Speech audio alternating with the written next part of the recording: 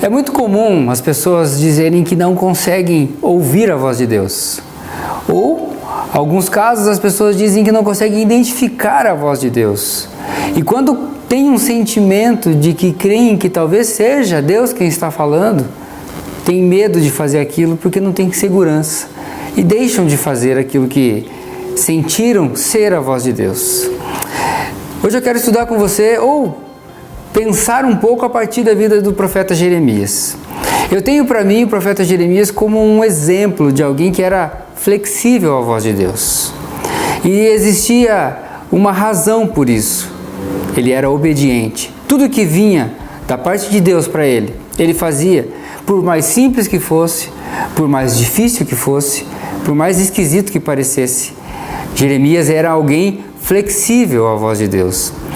A flexibilidade à voz de Deus permite com que os nossos ouvidos permaneçam atentos e abertos àquilo que vem da parte de Deus.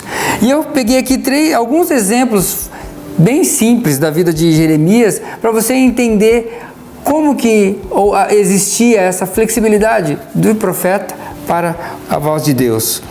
No versículo 16 do livro de Jeremias diz que o Senhor ordenou a Jeremias que ele ficasse solteiro por um tempo.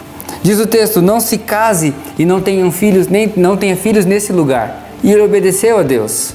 Parece uma proposta estranha vindo da parte de Deus, mas ele foi obediente. Em outro momento, ele ordenou Jeremias que não participasse de festas. O texto diz, não entre numa casa em que há banquetes para se assentar, nem comer e nem beber com essas pessoas. E assim ele o fez. Ele obedeceu à voz de Deus. Em coisas simples, não vá, ele não foi, não participe, ele não participou.